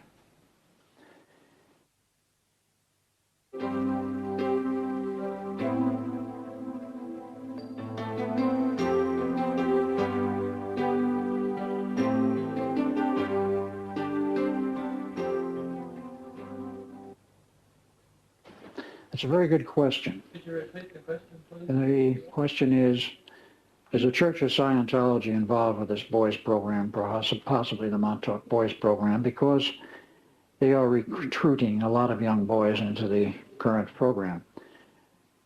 Briefly, a history of the Church of Scientology goes back to L. Ron Hubbard, whose real name was Wilson. He was not a Hubbard. That was an adopted name. And he and Jack Parsons, who was the man who founded JPL, Jack Parsons Laboratory of Solid Rockets, were friends. They were both in naval intelligence. They both left the Navy in '46. They remained friends through that period afterwards until Parsons died in an explosion in his lab the night before he and his wife were going to go to Europe, and he was going to abandon the operations in the U.S. They did a lot of things together. Hubbard did not found the Church of Scientology, as I remember the data, until 1954. He had prior operations. The question is, did he program boys? He claimed all along when he was alive. And what they've been doing since, I don't know. Well, when he was alive, he wanted to deprogram people, everyone. He took a lot of young kids. In Phoenix, Arizona, he was thrown out of Phoenix because he took 4 young kids in their teens without parental permission and was deprogramming them around the clock in his facility there. I know this because of certain people who were there at the time who left. He fled by plane and he left his son to clean up the business, and then he moved back to either Newark or Washington. He was doing a lot of deprogramming. So far as I know, one of the earlier programs and under L. Ron Hubbard's control, he was sincerely interested in deprogramming people and giving them back to themselves. But at the same time, there were other people who went through the programs at that time, I'm speaking of the 50s, 60s, who insisted that there was a lot of deprogramming followed by reprogramming to lock you into the church as a group gestalt, if you will, a group mental control. And if you tried to break out of the church after that, you were in serious trouble. The ethics committees came after you. Sometimes you wound up dead. Sometimes you wound up being dragged back into the church. I'm telling tales out of school. I was not a member of the church, but I know a lot of people who were, and that's the info I've had. Currently, I do not know what their goals are because Hubbard's dead. Quentin committed suicide, which is a no-no in the church, and there was nobody else to take it over. John Hubbard resigned and quit and wrote lengthy, damning articles in Penthouse magazine years ago. So I don't know where the church really stands today in that respect. But the fact that they are recruiting young boys is highly suspicious. That's all I can say as an answer. In view of their past history, it's questionable what they are doing now. I have no inputs on the current operations because it's under totally new control. Any other questions? Yes, the gentleman in the back. Your understanding of your knowledge of any of the underground work in Canada at Pine Gap, and also you have any knowledge of the possibility of if and when, as far as general public being allowed general access to new technology? Operations at Pine Gap, what do I know about that? And the underground, I know a little of it. And that, of course, has been a vast amount of speculation on the whole operation out there. It is U.S. government controlled totally. The Australian government is kept out. They gave them very generously that area after the war when the U.S. government asked for it as a military base. And now they've kept everybody out, including American military and civilians who do not have access, plus the need to know, and are actually invited out. The American military tried to fly in with hang gliders to get in. They got in past 50 miles and they were intercepted and stopped. I said, if you go on the rest of the way to the inner perimeter, you would never get out again. You would never see the light of day outside of this area. What is going on is a lot of speculation. What information I have, part of it is speculative, part of it is fairly solid reports. This is a vast underground operation. They've bored a hole down 30, 40, 50 miles. Huge hole. There's all kinds of operations manufacturing special materials and equipments in a gravity neutral zone. This gets into the business of the theory of what is the Earth really. The ancients said, and there are those today saying that the Earth is hollow. It has a hollow inner core. Consequently, the ideas of what happens to gravity are vastly different than it would be if it had a solid core. So if you have a shell, you have a certain amount of gravity. Let's call it gravity force 1 because it's a relative number, but call it number 1.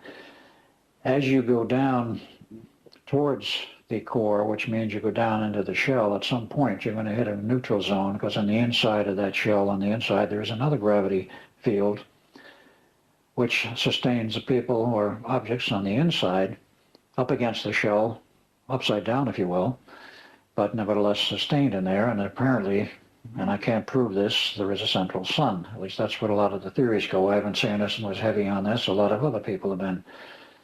But you will reach a gravity neutral zone. And if you get to the gravity neutral zone, you can process elements, which you cannot do in a gravity field. NASA takes a lot of stuff out into space, where there's essentially a gravity neutral zone to process certain elements that are required in certain operations. And apparently, I can only say it as apparent, they're doing much the same thing there. What else they may be doing, who knows? I do know that Henry Kissinger was a heavy visitor out there. He's called out periodically. He may not be now, but in years gone by he was. As one of the heavyweights in the New World governments, in the New World Order. Apparently he had reason to be out there. I hope that answers your question, at least in part. I'm sorry? Kissinger, you mean? Extraterrestrial involvement. Oh, extraterrestrial. I don't know.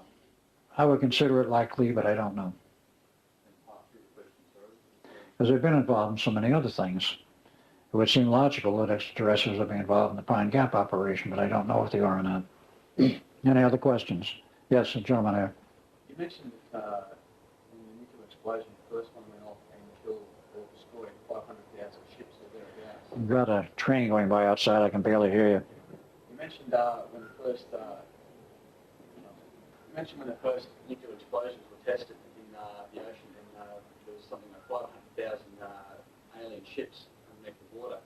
Are we currently, or were we involved with some sort of war against another alien nation? That's a good question. Are we involved in a war against others, perhaps extraterrestrials? In general, we could say yes. The problem with this is it's been an ongoing war for thousands of years under our feet between different alien groups. Information I have, which is again via Phil Schneider and what he dug out as a geologist having extremely high-level clearance in the U.S. government. He said the first alien contact by U.S. government forces didn't occur in World War II or right after it. He said it occurred in 1908. And I said, what were the circumstances? He says there was a military force pursuing some outlaws in the southwestern desert, probably New Mexico. And they ran them up against a wall. There seemed to be a cave there. These desperados went in the cave, and the military, the U.S. Army forces, followed them in the cave. And what did they find in there? A couple of nice circular foil aircraft with aliens. So that got reported back to Washington, I'm sure. And how many other reports we may have like that, I don't know. But currently, there is a massive problem. The particle beam weapon system, which was developed initially and first by Nikola Tesla, and he tried to sell it to the various governments before World War II. Nobody would buy it except the Russians, and they paid him $25,000 for a working model and papers and a year's consultancy. After the war was over, it was sort of abandoned. Then suddenly the Russians are using it, and suddenly the American military wakes up, and then they suddenly decide we've got a real problem. They've got the Star Wars Initiative program, which is basically designed not for shooting down missiles coming at us, let's say, from Russia or vice versa, but it was basically designed for action against aliens and alien invasion. That is the whole purpose of the Star Wars Initiative. It was never intended to be used against other humans or other human countries. The platforms that are up there will do various things, but the most powerful weapons are on the ground. Montauk having been the primary point for developing this. It's a Tesla designed and originally a Tesla idea of a particle beam weapon system, but they've taken it to unbelievable lengths. They found out how to generate a form of energy multiplication, which is correctly in accordance with Einstein's theories. If you accelerate a particle up to virtually the speed of light, its mass will increase by several orders of magnitude. They take it up to about 4 orders of magnitude. First with a circular cyclotron-like track generator, then through a tunnel to a second one, then through a tunnel to the 2 final stages, which are linear accelerators 5 miles long under the ocean.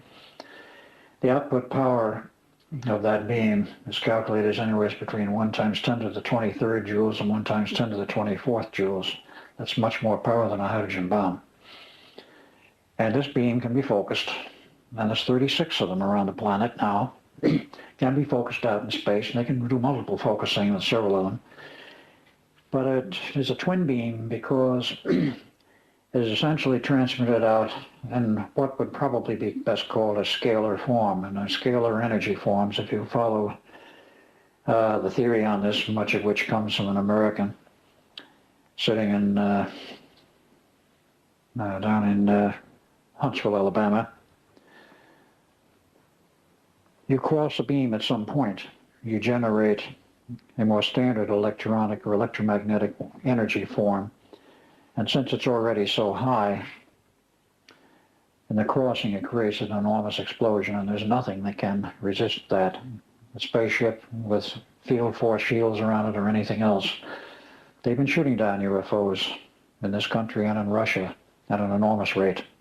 They set up a perimeter. My understanding is it's 250 miles out. Nobody comes in past that point without being invited by the U.S. government or the Russian government. There's the primary ones doing this. Phil said when he was traveling as a native geologist and went through Russia, he said they had football fields of junk from shot down UFOs. They were shooting them down at the rate of 30 a week.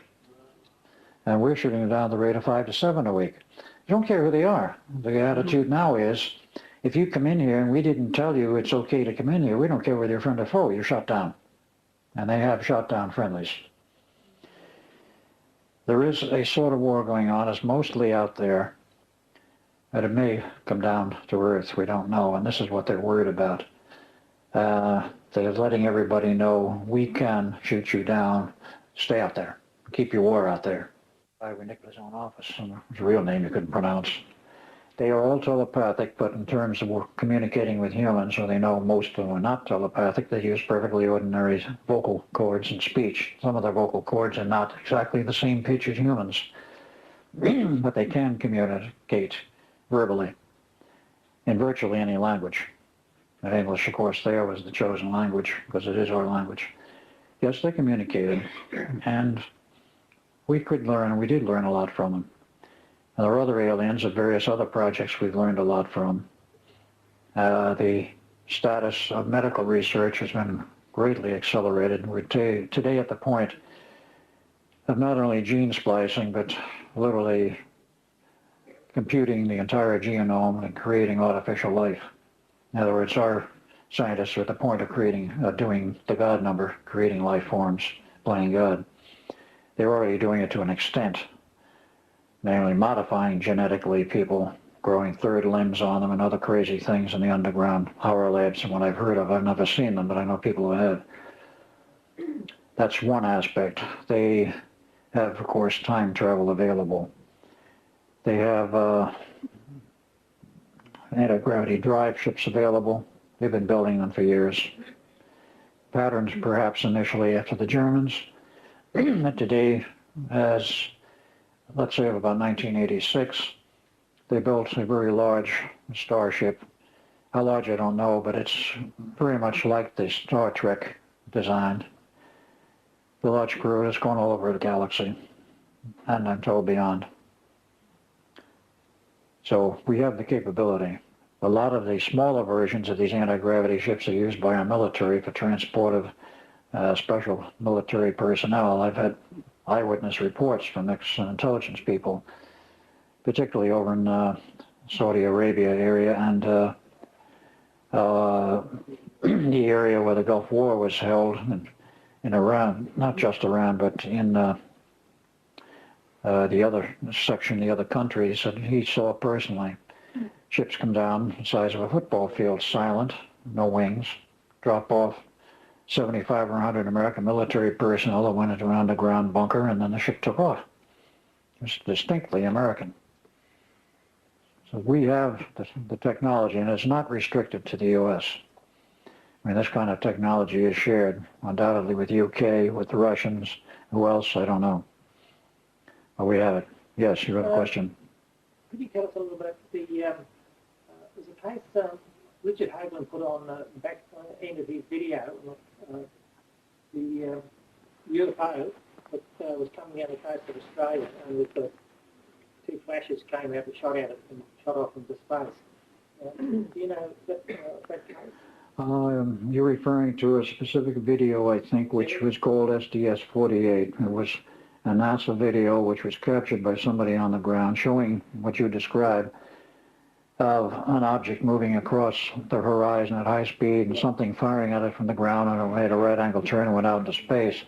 Dr. Holman got a hold of a copy of that, and he analyzed the speeds involved, and he said they found some benchmarks and points on the ground for reference. And he said before the attempted hit, it was moving across the horizon at a rate of what he estimated was something between 150 to 200,000 miles an hour.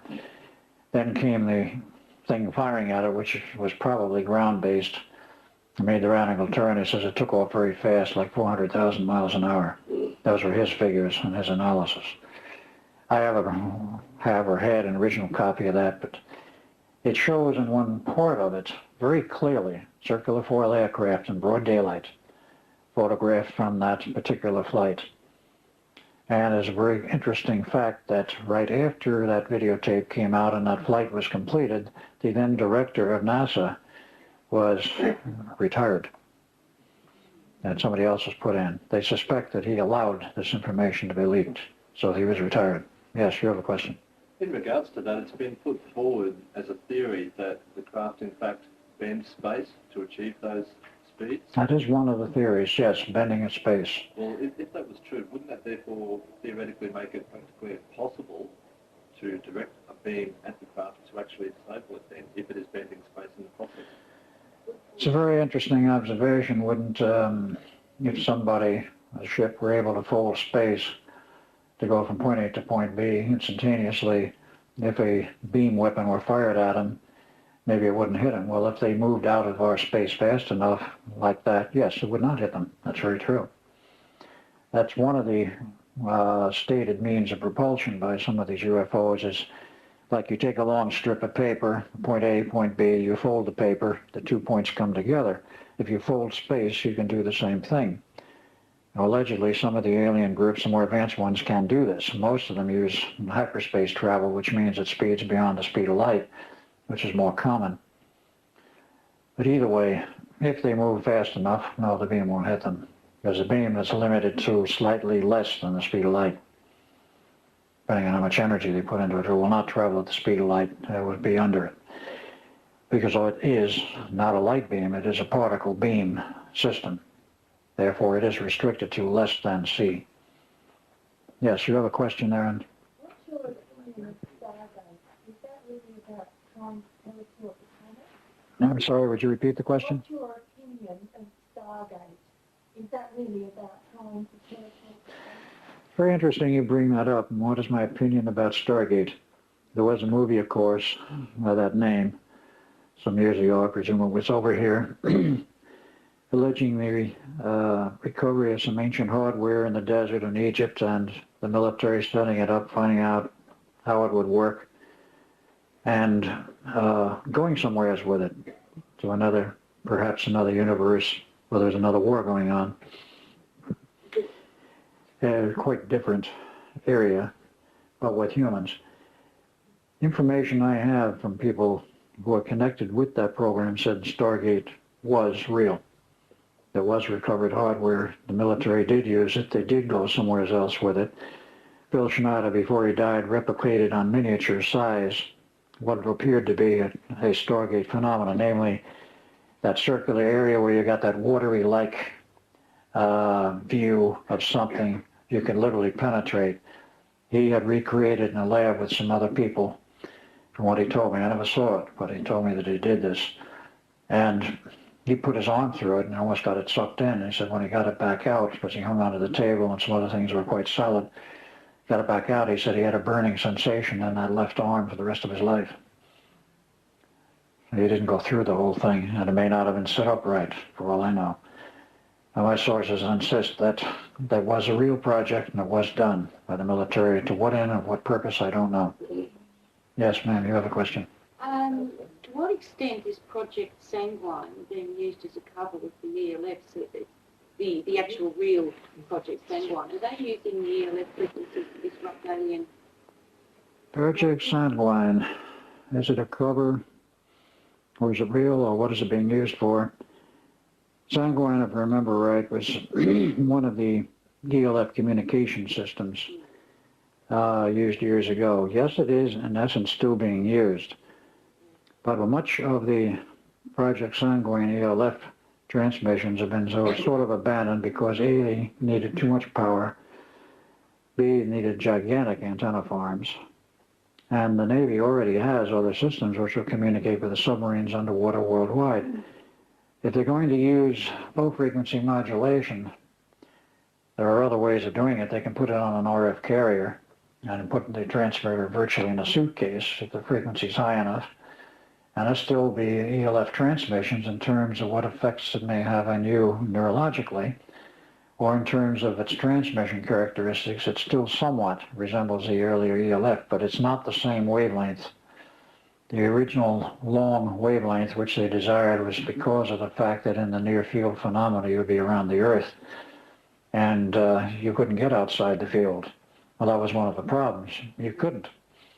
And it caused enormous physiological problems in the vicinity of the antenna fields. They were ordered to shut down by one or two state governments in the U.S. And as far as I know, the project as such is essentially abandoned because it's been replaced by HAARP. Yeah, HAARP. Or as Mr. Nick Begich likes to say, angels don't play this harp. HARP standing, of course, for High Altitude Atmospheric Research Program, which is ongoing. I talked with Begich about 2 weeks ago as he was at a Denver conference. And as he said, the program is essentially shut down during the summer for maintenance, repairs, and modification. They said they're modifying it now to boost the power output level to 1 gigawatt. And they're doing it with high gain antennas, and they said the final goal is to run it up to about 3.5 gigawatts. My only comment is, what do they want to do, destroy the ionosphere? I mean, this is unbelievable power levels. They don't need that much power for weather mod. What else are they trying to do? Of course, one of the things that's come up between communications between Nick Begich and Preston Nichols, Preston got some modulation waveforms from Nick from his observations on the Alaska end of the transmissions from HARP, and it turns out the modulation waveforms are identical to what Montauk was using in the days when they were doing mind control work. So HARP has more than one function. It appears that it can be used, and probably is being used, for mind manipulation. When you say mind control, you have to use that term advisedly because it doesn't mean necessarily rigid control. All you need to do is get mood variance, suppression of the mind function so that you're too tired to think straight, or perhaps your thinking is skewed a little bit. But to get the degree of control you want, that's all I need. Make you more susceptible to voting a certain party in or voting a certain bill out or what have you, whether it's here or the U.S., doesn't matter. This is what they do. Any other questions? Yes, on the way in the back. Concerning time travel, what are the implications of, say, an object or a life form going back in time, and then the future, what future does it hold for that life form from where it came from, for example? Well, in terms of time travel going back in time, I know that Montauk did it. And to what end or what purpose is hard to say at this point. One of the ideas and concepts about traveling backwards in time was that if you go back to a certain point in time and modify what happened there, change history, so to speak, at that local point, eliminate certain people or change certain political events and so forth, you will affect everything into the future. And there's one of the things which this Meridian group has been doing is apparently trying to modify through re-engineering the past what's happening now or going to happen in the future. It works to a point, but there is a problem. The Navy tried this from what I was told about 1970, 72. They claimed to have known who the head of the New World Order, the new Antichrist was going to be. They said, well, we can eliminate him by going back in the past and murdering his father before he married, before the child was born. So ostensibly, allegedly, they did this. Didn't affect the kid. He's still around. And they went to the quantum physicists. What's going on here? And they pondered a while and came up with an answer, which may or may not be completely correct, but nevertheless, they stated that time is in quanta, just like the physical universe, and that all you did was change the effects of time and the universe at that local point. It does not transmit on through. That was their explanation. I have a slightly different one.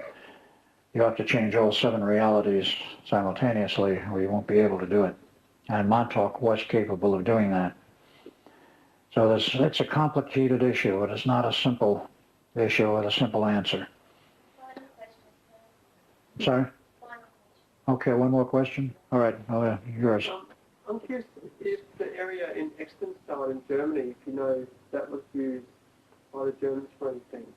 And with you travelling around the world and lecturing about all these subjects, you seem very lucky to still be alive, given a lot of the people that you know involved in this kind of stuff. Quite a few people, yes, in a sense you're right. Quite a few people I know are no longer alive. Phil Schneider was done in, murder by suicide. A number of other researchers have disappeared. And Phil Schneider had a friend who was an Air Force intelligence officer, retired, and they did a UFO manual magazine together. He suddenly wound up dead. It was called suicide, but the circumstances were such it could not possibly have been. Ron Rummel was the guy's name.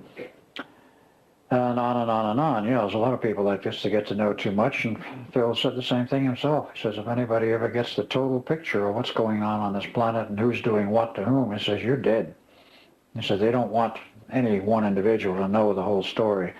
The information is compartmentalized, and only a handful at the top know what's going on. So your question is valid, how come I'm still around?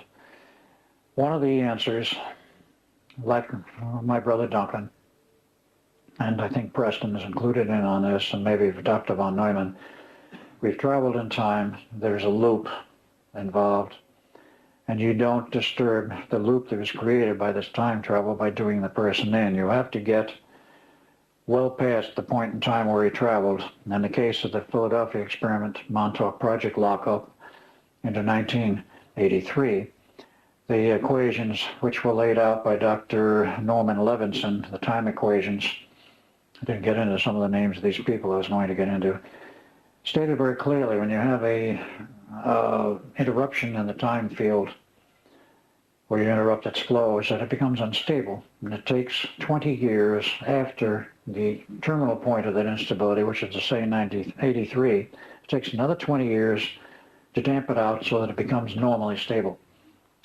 Question is, what damps it out? There is no hardware that does it. It would appear, and I can't explain why, that it's a human element damps it out. Myself, Duncan, Preston, and perhaps John von Neumann, because he traveled extensively in time also. So that is one of the reasons. They got to keep us alive at least till that year, 2003. After that, maybe we're expendable. I don't know.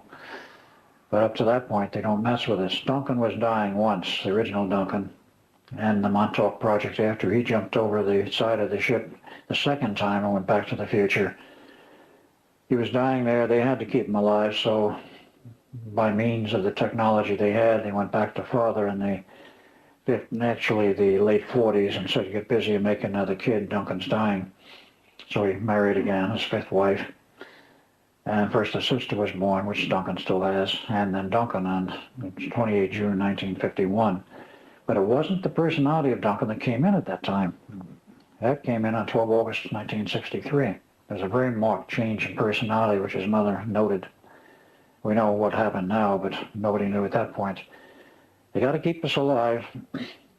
That means not too much rough stuff with us. They've never treated Duncan roughly. They hold him back in several times in the Montauk Project, but they literally captured him at night in an unconscious state, took him there, used him, and then brought him back physically unharmed.